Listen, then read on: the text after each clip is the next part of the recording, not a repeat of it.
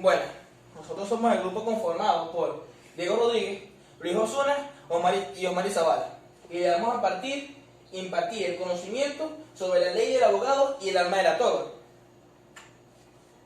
La ley del abogado. La ley del abogado se creó con la finalidad de ser una norma jurídica que regule el comportamiento y la ética que debe poseer en el ámbito jurídico un abogado, velando por el honor de la profesión y por qué se conservan de ellos los principios de probidad y delicadeza que le sirven de base, manteniendo la independencia de la profesión y fomentar la unión de los que la ejercen, procurando se corrijan las malas praxis y malos hábitos que tienen algunos abogados hoy en día, y procedimientos irregulares o rutinarios de la administración y gestión de justicia. No se puede estimar que la profesión de abogado como un comercio o una industria, por solo de hecho de ser considerado de forma liberal. Esta ley puede ser utilizada una persona a través de los órganos de administración de justicia para la defensa de sus derechos e intereses y para comparecer a un juicio como parte de que aquella persona no es abogado. Deberá nombrar un profesional de derecho para que lo asista o lo represente en un proceso judicial.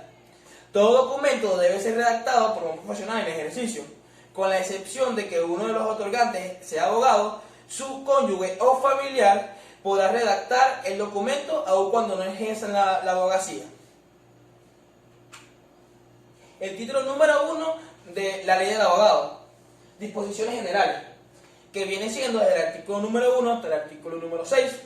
Las disposiciones generales habla o establece que la ley del abogado hace hincapié en las normas o leyes del mismo, las cuales serán de obligatorio cumplimiento. Además, se puede inferir que su objeto es regular la profesión del abogado y su ejercicio, en concordancia con el reglamento, los reglamentos internos y el código de ética profesional correspondiente, haciendo referencia a que el artículo número 1 de la ley del abogado, que establece o denomina que la profesión de abogado y su ejercicio se regirá por la presente ley y sus reglamentos, los reglamentos internos y el código de ética profesional que dictará la Federación de Colegios de Abogados, que estará instaurada en las capitales del país asignado. Por ejemplo, en nuestro país estará en el Distrito Capital, Caracas. Además, la ley resalta que el abogado en la sociedad tiene como función básica aplicar de manera coercible los criterios que surjan de la interpretación de las normas jurídicas, imponiendo dedicación al estudio de las disciplinas que impliquen la defensa del ser humano de un individuo, que respondan a un ejercicio profesional sustentable en el respeto a los humanos, el bien común y la justicia, así como adjudicar un mecanismo o un método analítico y valorativo en el estudio constante de los acontecimientos jurídicos y sus posibles soluciones. Por lo tanto, el artículo número 2 de la ley aplica que todos los impuestos que se aplican a las empresas y ejercicios de profesiones cuyo único fin es el lucro personal.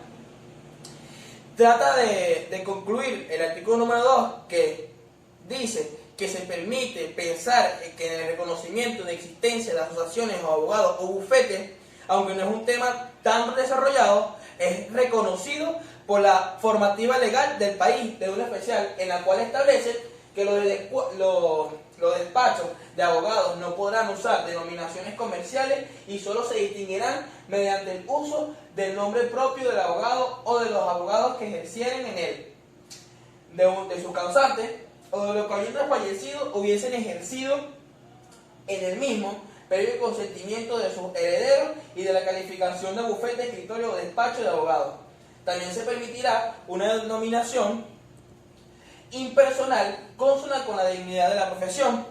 Lo que quiere decir con eso es que el abogado o un bufete de abogados como escritorio jurídico no podrá tener nombre de comercio, como por ejemplo algún comercio que puede llamarse SIGO, que es un comercio que es un nombre de comercio a gran escala, y los escritorios jurídicos o bufetes deberán llamarse por apellido o nombre del mismo que lo haya fundados, como por ejemplo uno de los criterios jurídicos más importantes o más reconocidos de la isla, que lleva por nombre Potentini. El título número 2 del ejercicio de la profesión de abogado habla y empieza analizando desde el artículo número 7 de la ley. Manifiesta que además de los documentos y actuaciones de que debe acompañar la solicitud de inscripción en el Colegio de Abogados, de acuerdo a lo dispuesto en el artículo 8 de la ley, el solicitante, si es extranjero, deberá adjudicar constantemente una auténtica y debida legalizada acreditada de que en el país, de que es nacional, pueden venezolanos ejercer la profesión. Eso quiere decir que si un extranjero pisa el país, tierras venezolanas, y trata de legalizarse como abogado, deberá tener su dicho país unas ciertas leyes, unos ciertos parámetros o una cierta coalición para poder fomentar su trabajo como abogado en el país. Por eso mismo que podemos concluir que en el contenido de los artículos 7 y 8 permite determinar que para ejercer el derecho no basta con obtener el título de abogado, sino que establece la obligatoriedad de inscribirse en el colegio de abogados respectivo y en el Instituto de Colegio y de Previsión Social de Abogados, que lleva por su sigla IMPRE. A continuación, el artículo número 9 de la ley del abogado habla y establece que si la solicitud fuese negada o se desiste en el término de 30 días, podrá apelarse dentro de los 5 días hábiles siguientes ante el directorio de la Federación de Colegios de Abogados, el cual deberá decidir dentro de los 30 días consecutivos siguientes. La falta de decisión del directorio de la Federación podrá recurrirse ante la Corte Suprema de Justicia. A continuación, por otra parte, el artículo número 13 sostiene que sin perjuicio de lo que establezcan los tratados internacionales los cuales sean parte de Venezuela, no se permitirá el ejercicio de la profesión a los abogados extranjeros originarios de países en los cuales no se permite el ejercicio de dicha profesión, u otra equivalente a los venezolanos, deduciendo lo antes mencionado, que se podría decir que va orientada en el sentido de reciprocidad con respecto al ejercicio de la profesión de abogados extranjeros en nuestro país. El otro título, que uno de los títulos que realmente es importante, ya que habla sobre los deberes que debe tener un abogado en su ejercicio y los derechos que deberá respetar para poder estar en el ejercicio frecuentemente.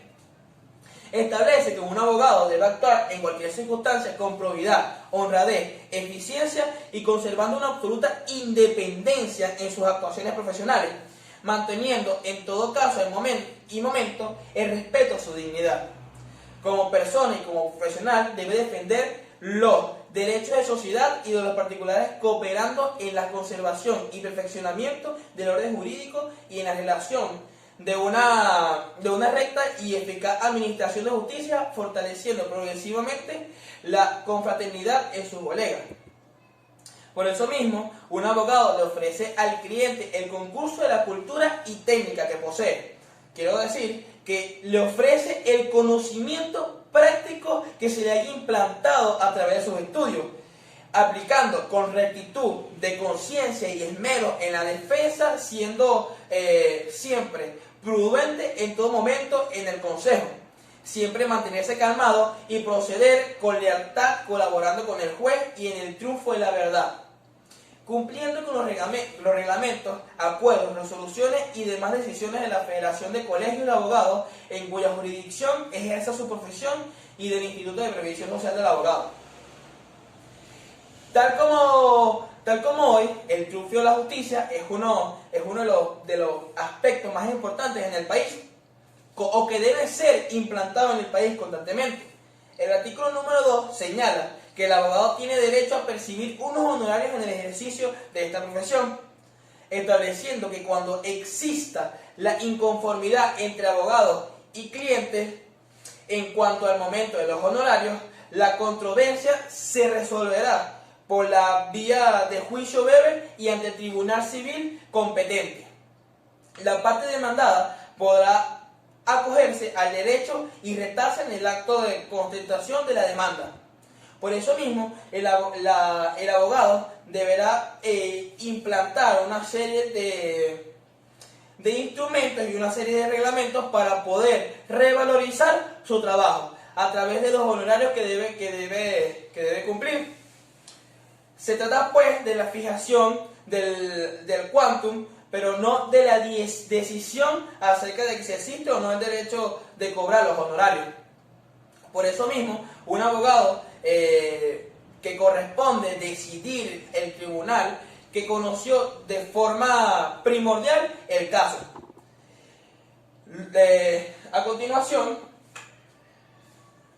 podemos hablar del ejercicio ilegal de la profesión del abogado, que es el último título de la ley del abogado, que habla prácticamente que el ejercicio ilegal de la profesión implica asumir en la práctica los efectos de la misma, sin cumplir con los requisitos profesionales y legales para desempeñarla. Ejercen ilegalmente la profesión de abogado. El número 1 indica quienes sin poder poseer el título respectivo se anuncien como abogados, se atribuyen ese carácter ostentando placas, insignias, emblemas o membretes de tal o quienes realicen los actos o gestiones reservados a los abogados en los artículos 8 y 6 de esta ley, salvo las excepciones legales. El número 2 trata de hablar de que quienes, habiendo tenido el título de abogado de la República, realicen actos y gestiones profesionales sin haber cumplido los requisitos para ejercer legítimamente la profesión o se encuentren impedidos de ejercerla conforme al artículo número 12 de la ley del abogado. El número 3 habla que quienes, habiendo sido sancionados por la suspensión del ejercicio profesional, ejerzan durante el tiempo de la suspensión. El número 4 habla y menciona que los abogados que presten su curso profesional y encubren o amparen a personas naturales o jurídicas u oficinas que realicen actos de servicio legal de la profesión. El número 5 establece que representen o regenten oficinas, firmas o sociedades destinadas a cobro, ya directamente o haciendo habitualmente cesionarios, endosatarios, acreedores o tenedores de la deuda, cualquiera que ella fuere. El número 6 menciona que los abogados que ejerzan su profesión contrariando las disposiciones de la presente ley y su reglamento, de los reglamentos de acuerdos y demás resoluciones de la Federación de Colegios de Abogados, de los colegios o delegaciones respectivas y del Instituto de Previsión Social de Abogados. Y el último habla que quienes ejerzan un cargo público para el cual se requiere el título de abogado y no están inscritos en el colegio de abogados o incorporados al del lugar, según el caso o cuando no cumplan las obligaciones que les impone esta ley. Concluyendo lo que es la ley del abogado, se podría decir que la ley del abogado habla y analiza todo lo que es un abogado a través de su reglamento, instrumentos que deben llevar a través de esas herramientas que le otorga el estudio, que debe ser una persona con honradez, una persona inteligente, una persona estudiada para saber retomar y poder acarrear todas las consecuencias que se le dará si hace de forma ilegal o fraudulenta su trabajo.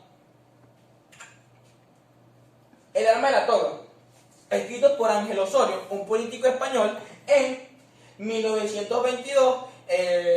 El alma de la toga habla prácticamente y presenta que este libro con la finalidad de reflexionar con respecto a lo que sucede con muchos abogados. En la actualidad, la pérdida del amor que hacia la abogacía, con la inconsciencia existente, Con esto busca que se corrijan esos errores que afectan la reputación de un abogado. La pérdida de amor hacia la abogacía, la inconsciencia existencia, y con esto busca que se corrijan esos errores que afectan la reputación de un abogado y a la vez la carrera de derecho. Ser universitario, de hecho, este dice solo licenciado en derecho. Abogado es aquel que ejerce su profesión dando consejos jurídicos y pidiendo justicia de los tribunales. Por eso mismo, el Ángel Osorio trata de concluir y dar unas pequeñas reseñas sobre lo que debería ser un abogado a través de todo su conocimiento. Por eso, él estructura su libro de esta forma. Empieza con la fuerza interior. Prácticamente, la fuerza interior nos ayuda a hacer frente a injusticias que se nos presentan. Por eso mismo, él afirma que un abogado debe creer principalmente en sí mismo. Y toda aquella persona, cualquiera sea su oficio, también. Además, recomienda mantener nuestro orgullo en alto y hacer justicia y pedirla.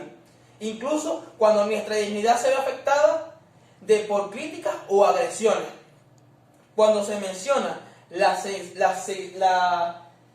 sensación de la justicia, se refiere a que la justicia no es algo que se aprende en los libros, como el derecho positivo. Lo que la vida reclama no está escrito en ninguna parte. Luego viene lo que es hablado como la moral del abogado, que prácticamente en la moral del abogado señala que la abogacía no se basa en la lucidez del ingenio, sino en la rectitud de la conciencia. ¿Qué quiere decir con eso? Todo abogado debe comenzar la abogacía con la rectitud de conciencia, defender con moral lo que no es correcto, ya que la rectitud en las acciones de un abogado en asuntos ante tribunales, eso prácticamente se puede definir como la ética y la moral. Hay que ostentar y tener ética profesional para poder hacer de forma correcta nuestro trabajo, y de forma moral, ya que no debemos hacer los trabajos de forma de sentimiento, arraigarse con el trabajo de la forma de honradez y justicia no es lo correcto. Un abogado, cuando acepta un caso, es porque estima que defiende una causa justa y deberá hacer todo lo moralmente justo para defenderlo.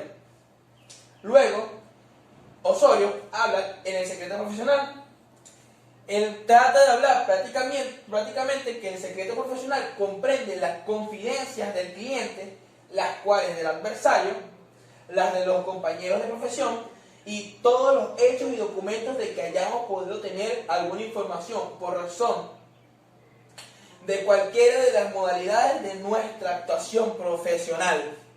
Es decir, los abogados, por razón de profesión, son depositarios de información muy valiosa que afecta al cliente y debe evitar hacer conocer a terceros sobre el trabajo, puesto que al revelar un secreto del cliente puede ser atroz en el veredicto del juez. La chicana. La chicana es Osorio, la chicana habla prácticamente que es una forma metódica, que es una manera de tergiversar la ley para el beneficio del abogado y más aún para el de su cliente. Por eso mismo que hay casos en los que por un buen motivo era necesario hacer una chicanería. Queda en la conciencia de cada abogado hacerlo o no, exponiendo así su profesionalismo laboral. Luego el Osorio habla prácticamente de la sensibilidad. Un abogado no puede ser ni frío ni afectivo. Debe actuar por encima de pasiones y ansias, pero no puede ser ajeno a la sensibilidad. Un abogado debe ser inteligente y a través de su conocimiento saber dar un veredicto sobre el acusado o sobre la persona de derecho por la que aboga.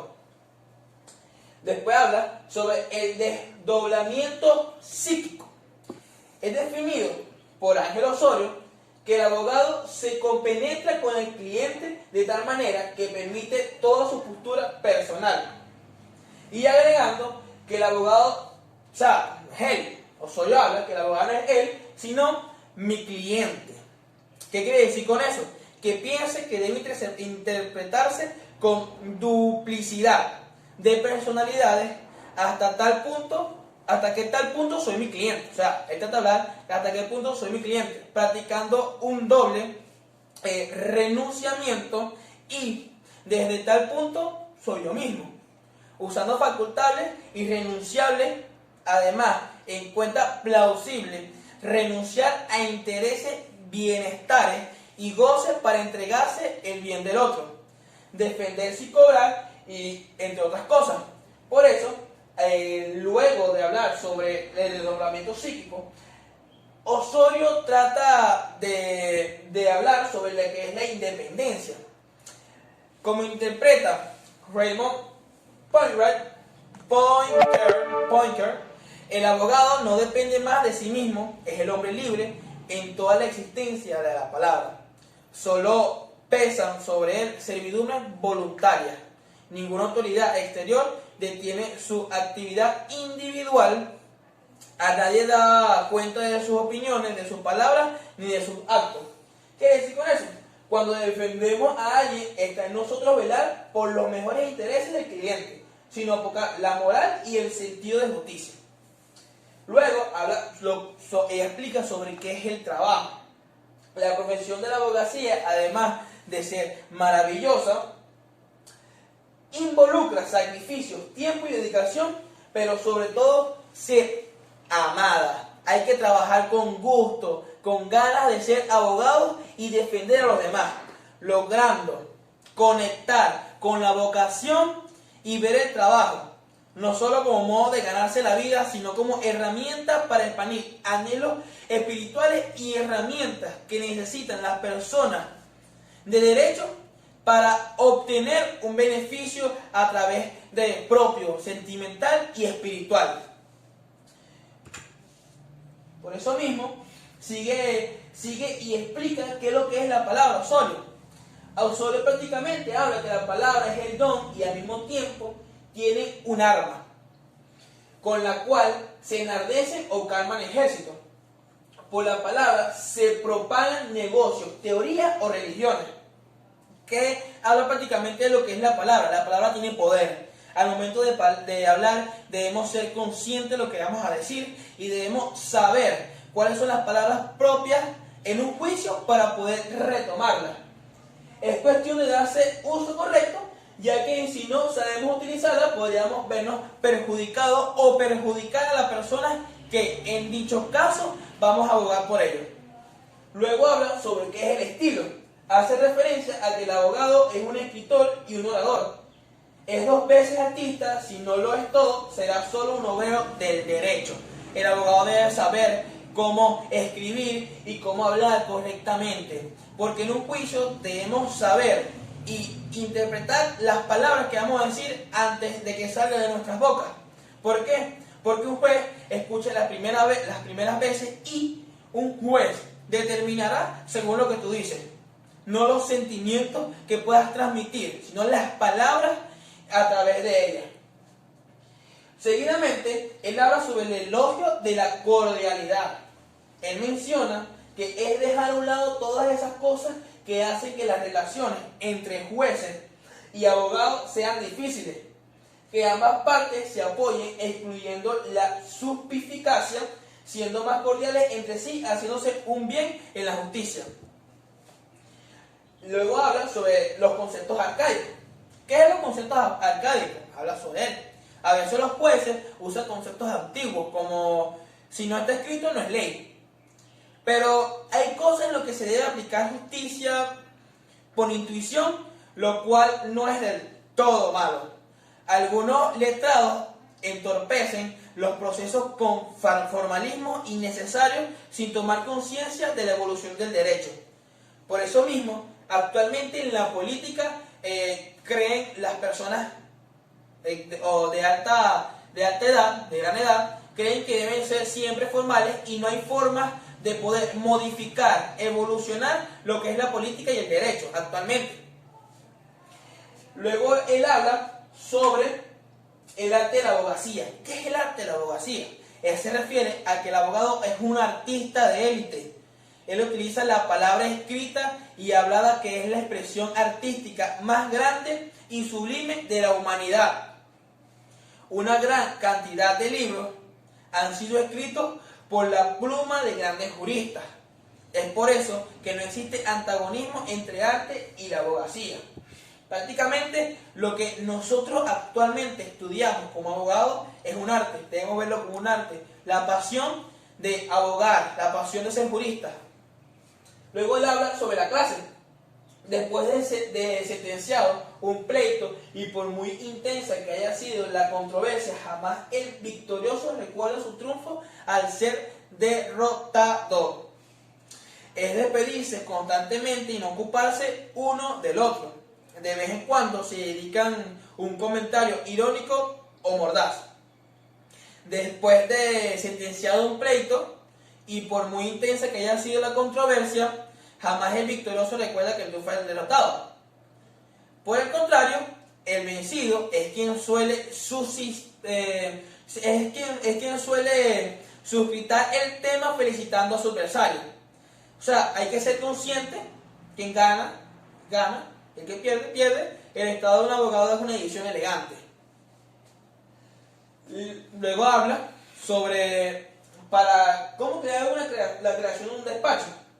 Para ello se tiene que trabajar en colaboración, estableciéndose bajo una relación social, 2 o más compañeros, y creando un consultorio entre todos, aunque Osorio reprueba este procedimiento porque debe ser incompatible con nuestra profesión. Eso es algo realmente irrelevante. ¿Y cómo veríamos nosotros esto? A través de la ley del abogado, que habla que entre 10 personas pueden hacer un consorcio o un escritorio jurídico. Hay que crear un equipo y que todas las herramientas sean utilizadas el uno para el otro, para así mejorar y evolucionar como un escritorio jurídico exitoso. Luego él habla sobre el anuncio, que el anuncio siempre es una buena idea, siempre y cuando no caiga en arrogancia o en ofensa hacia otro compañero letrado. Y por último, la exhibición es el único medio ilícito para darse a conocer, ¿sí? Luego él busca otra forma de explicar lo que son las especializaciones, en las cuales él dice que no son todas malas, puesto que siempre hay un aspecto de la profesión que debe llamar más la atención, depende de cada quien. Por eso mismo, sin embargo, tener conocimiento de los aspectos que constituyen el campo de la abogacía y en lo que nos lleva a ser abogados completos. Hay que querer y amar la especialización que tú vas a querer. Luego habla sobre la abogacía y la política. La relación entre la abogacía y la política.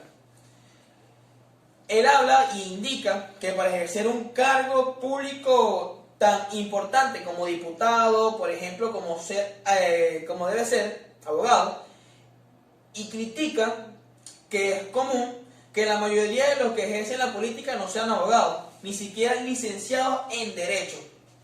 Él hace una vista gorda en lo que los legisladores del Estado, los legisladores de dichos países, la mayoría no son abogados ni licenciados en Derecho, y entonces ahí viene la pregunta: ¿cómo ellos van a legislar un país sin saber sobre Derecho? La libertad de defensa, él habla sobre eso, que dicta que para el ciudadano es de mal gusto que le obliguen a decir por boca ajena lo que podría expresar con la propia, y que una cosa tan natural como el pedir justicia haya de confinarla precisamente a un técnico que es libre de defenderse a por sí mismo. Luego del abrazo de la libertad de defensa, habla sobre el amianto. Entonces, ¿qué es el amianto? Él rechaza que el abogado no pueda tener acciones en alguna compañía o ejercer un cargo de administrador de esta, porque se piensa que al ser abogado, porque debe ser un abogado financiero, por la sencilla razón de que si es financiero no puede ser abogado. O sea, él reclama, son prácticamente unos reclamos a lo que hacen las empresas, y que tenían mezclado entre los intereses propios con el ajeno, y poniendo en cada asunto el albur de hacerse poderoso. Los pasantes. Es que en realidad podemos ver cómo funciona la verdadera abogacía. Quiero hablar como los pasantes. Gracias a ellos, a ir y ver lo que es la verdadera abogacía, entre ellos podemos ver y entender qué es lo que hace un abogado. Habla sobre la defensa de los pobres. La defensa de los pobres, él señala que no debería haber diferenciación entre un pobre y una persona con más recursos, refiriéndose a su defensa legal. Por eso mismo, el Estado no puede abandonar a quien ha necesitado de pedir justicia. Carece de los elementos monetarios y indispensables para sufragar los gastos del litigio, de lo que es un abogado. Luego, concluyendo, él habla sobre qué es la toga. ¿Qué es la toga? Por eso viene siendo el alma de la toga. Esto explica prácticamente lo que es un abogado. O sea, inspira cierto grado de respeto entre las demás personas, y es una distinción entre el abogado al resto de presentes en el juicio o la corte. La imagen de quien porta la toga es de que alguien bueno y sabio, inteligente y hecho de derecho.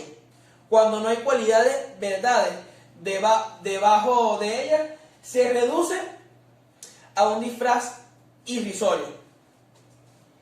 Luego habla y hace hincapié en la mujer en el bufete. La mujer debe reputar su función como nobilísima y admirable, auxiliarle hasta donde sus fuerzas lleguen, y el esposo necesite ver los quehaceres de su compañero por la faceta glorificada y no por el prosaísmo precurinario. Nosotros a través de todo esto buscamos lo que es el alma de la toga, haciendo una conclusión, y entendiéndola cada vez mucho más. Y entonces el Osorio viene y habla sobre la justicia patriarcal. ¿Qué es la justicia patriarcal? Para un buen procedimiento judicial son estas 4 condiciones: apetecibles e indispensables. Primero, oralidad. Segundo, publicidad. Tercero, sencillez y eficacia. La oralidad, por ley natural, al hombre se le fue dada la palabra para que mediante ella se entendiera con sus sentimientos y poder transmitir de forma segura lo que él trata de explicar. La publicidad. La publicidad puede definirse como la economía de tiempo. Eso prácticamente a través del tiempo tú vas teniendo una cierta aceptación entre tu público o dichos individuos que vaya dirigida a tu publicidad. La sencillez, el procedimiento oral que es expuesto en imprescindible para la publicidad. La eficacia, por su seguridad de que los jueces se enteran de las cuestiones. ¿Qué quiere decir prácticamente con la eficacia? Que los jueces deben ser de forma coherente y eficaz. Al mismo tiempo debe decir las cosas en un corto tiempo y debe darse a entender. El decálogo del abogado. El número 1, no pases por encima de un estado de tu conciencia. El número 2, no afectes una convicción que no tengas. El número 3, no te rindas ante la popularidad ni adulez a la tiranía. O sea, si tú tienes la forma de hacer derecho y tú piensas que tú estás en lo correcto, sigue haciéndolo. Porque si tú mismo como abogado piensas, como abogado y analizas y tú piensas que estás en lo correcto, debes seguir con eso. El número 4 habla que piensa siempre que tú eres para el cliente y no el cliente para ti. Eso quiere decir que para el cliente tú debes hacer todo, dar todo para ganar el caso. 5. No procures nunca en los tribunales ser más que los magistrados, pero no consientas ser menos. ¿Por qué? Si tú eres más que los magistrados, ellos son unas personas letradas que realmente saben mucho y tienen mucho tiempo en la abogacía. En cambio, si tú te pones por debajo de ellos, prácticamente de forma coloquial te van a machacar. La 6. Ten fe en la razón, que es lo que en general prevalece. Lo que trataba de explicar la número 3. La razón. La razón siempre va a prevalecer en un país democrático y entre un estrado. La 7. Pon la moral por encima de las leyes. La número 8. Aprecia como el mejor de los textos en el sentido común. Y la número 9 habla, procura la paz como el mayor de los triunfos. Para ti debe ser tu triunfo no solamente salir victorioso, sino solventar el problema que se está acarreando. Buscarle provecho, buscarle su verdadero fin. Y el número 10, busca siempre la justicia por el cambio de la sinceridad y sin otras armas que las de tu saber. No debes hacer la justicia a través de chantajes, de cosas que son obscenas. Para poder concluir todo esto, la ley del abogado y la melatoga prácticamente hablan que toda profesión genera un conocimiento de utilidad para resolver problemas de diversas índoles. Lograrlo requiere no solo de la apropiación del conocimiento formal, además se necesita de una profunda comprensión de los principios éticos que rigen el ejercicio de la actuación profesional. La moral profesional y ética muestra el camino que debe seguir cualquiera de los abogados para poder cumplir dicha meta o determinada actuación para dar cumplimiento legal y ético a la acción en la vida laboral. Sin duda, en todas las profesiones, la integridad y la ética son pilares fundamentales para el debido proceso y ejercicio en todos los abogados.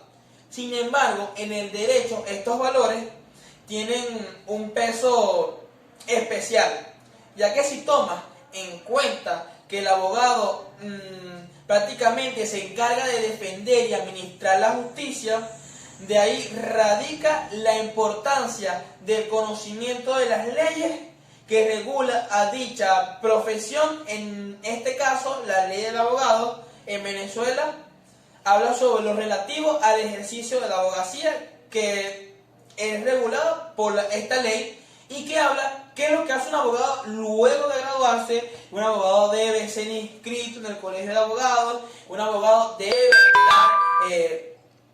debe estar bien formulado y registrado en todos esos colegios de Venezuela. Por otra parte, muchos son los aspectos sobre los cuales la eficacia del abogado en la actualidad para cumplir con cierto perfil y ser un buen abogado en su profesión no solo debe ser y tener el conocimiento en las leyes, sino también su calidad moral y ética. Muchísimas gracias, esa fue toda nuestra exposición. Espero que tengan feliz día, profesor Hey, y gracias.